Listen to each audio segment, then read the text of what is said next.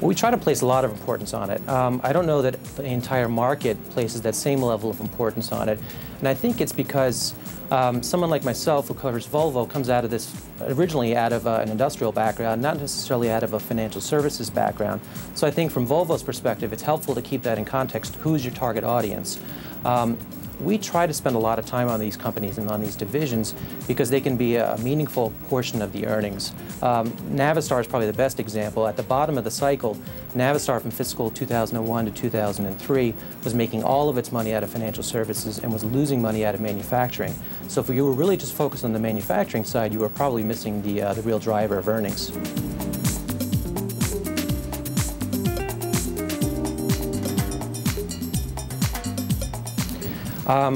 Yeah, I would say it's an important part of the overall picture, the longer-term picture of what we're looking at. And I preface it that way because as an analyst, I'm usually looking at the inflection point. What's materially getting better or worse that's going to make the stock move over the next 6 to 12 months? You know, the fact that financial services tends to be very stable in this case really works against it. It's the steady Eddie portion of the business. I sort of know it's going to be there year in, year out. I'm going to focus on it and make sure there aren't any trends that are emerging that I don't like, or maybe I'll look for things that are positive surprises.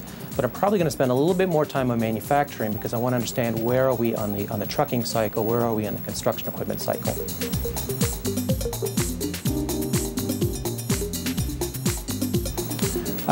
I would probably say returns would be the first thing I look at, particularly if I'm looking at these companies on a standalone basis. And I'm going to look at it on a levered and an unlevered basis. So I'll probably look at return on assets and return on equity. Those would be the two main things that I first look at.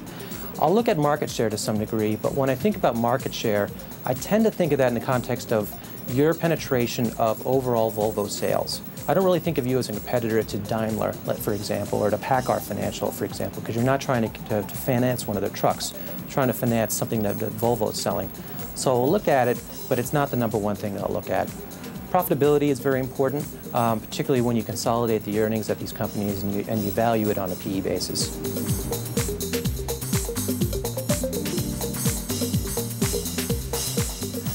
Well, you know, it's a tough question to answer, but I would say my opinion is I would prefer to look at it on a standalone basis. I prefer that they be run on a standalone basis. And the reason I say that is when I look at the late 1990s, I saw a number of companies that got into trouble by commingling the sales function and the credit underwriting decision.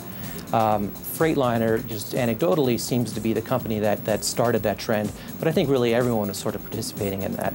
So I like to see companies really finance companies operating in isolation. They should be communicating very frequently with the manufacturing side, particularly when it comes to the used equipment market and what's happening with pricing.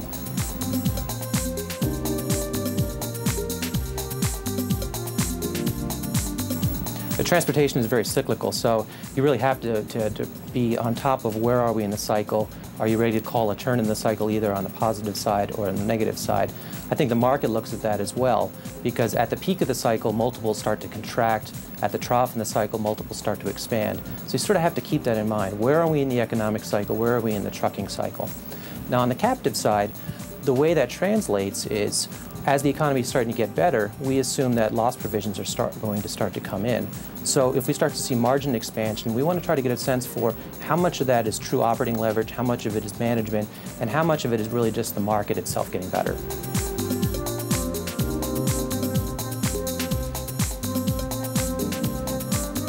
I would say number one, you have to have a very strict underwriting discipline.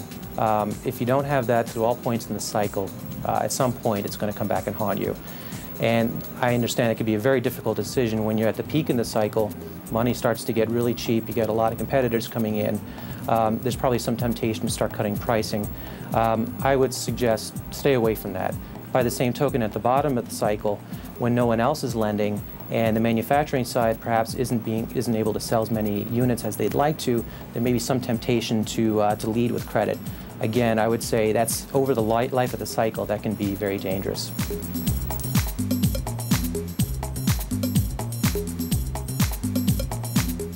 I guess like a lot of things, that'll depend. It'll depend on the business mix. You know, is it just trucks or is it other equipment? The geographic mix, is it North America or is it Europe and some other areas? I'd say it would also be the credit quality of the issuer. Do they use securitizations? All sorts of things like that. But just as a data point, when we initiated coverage, we looked at a basket of pure play commercial finance companies with transportation equipment exposure. And in that case, we saw pretty consistently an average of about 4 to 4.5 times multiple of assets to equity. In the case of the finance companies of the OEMs, what was interesting is we actually saw higher leverage ratios. Now, it's a little counterintuitive to us because we would expect that because the OEMs have more concentrated credit risk, they should be over-equitizing their deals, not leveraging them up, but that doesn't seem to be the way it's played out in practice.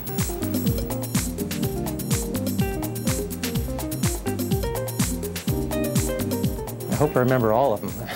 I would say growth in earning assets would probably be the first thing that we look at.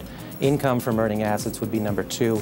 And that wouldn't just be interest from loans. It would also include operating leases. It would include securitizations, other forms of revenue. I would say your funding costs, your provision for losses, your operating expenses, and by that I would mean really just your overhead and your tax rate.